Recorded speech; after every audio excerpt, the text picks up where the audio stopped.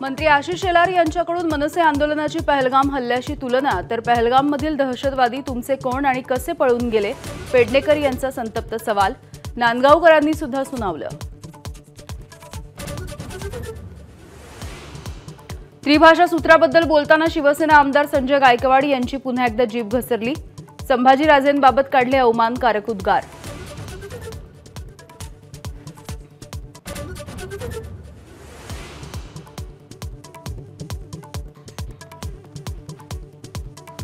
आपण भोजपुरी बोलतो, हल्ला करून दाखवा। भाजपचे माजी खासदार आणि अभिनेते दिनेश लाल यादव उर्फ निरहुआ यांचं आव्हान। भाषेच्या मुद्द्यावर कुणालाही जबरदस्ती करू नये असाही सल्ला।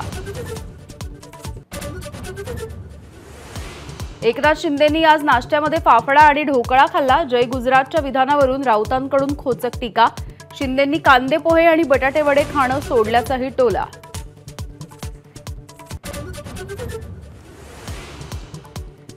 ठाकरेंच्या शिवसेनेमध्ये उरलेले आमदार आणि खासदार आपल्या संपर्कात, गिरीश महाजन यांचा मोठा दावा। विश्वास नसेल तर थोड्याच दिवसांमध्ये चित्र दिसेल असंही विधान।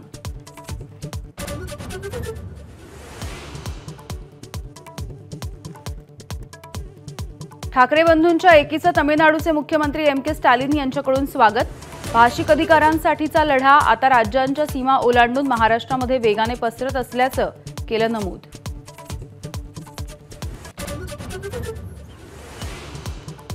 नाशिक जिल्ह्यामध्ये पावसाचा जोर कायम। गंगापूर धरणामधून 4656 क्युसेकनं पाण्याचा विसर्ग, तर भंडाऱ्यामधल्या गोसेखुर्द धरणाचे 12 गेट उघडले।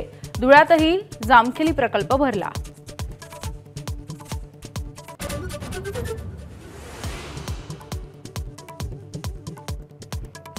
अमरावतीच्या मेळघाटामध्ये 10 दिवसांच्या बाळाला दिले 39 चटके।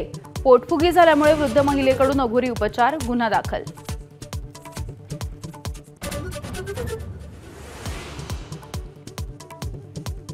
पंढरपुरात आषाढी एकादशीचा उत्साह। मुख्यमंत्र्यांच्या हस्ते विठ्ठलाची सपत्नीक शासकीय महापूजा संपन्न। दर्शनासाठी वारकऱ्यांची रीघ।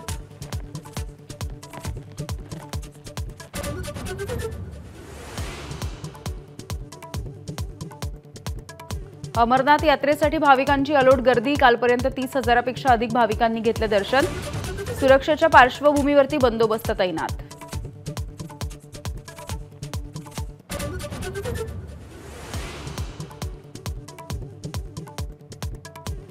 अमेरिकेचे राष्ट्राध्यक्ष डोनाल्ड ट्रम्प यांचा 12 देशांवरती पुन्हा एकदा टॅरिफ बॉम्ब।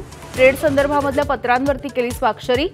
डेडलाईन संपण्यापूर्वी संबंधित देशांना पत्र पाठवणार असल्याची माहिती। आणि पंढरपूरमध्ये चंद्रभागेच्या तीरी वारकऱ्यांची मोठी गर्दी। चंद्रभागेच्या तीरावरती लोटला भक्तीचा जनसागर। स्नानासाठी वारकऱ्यांची रीघ।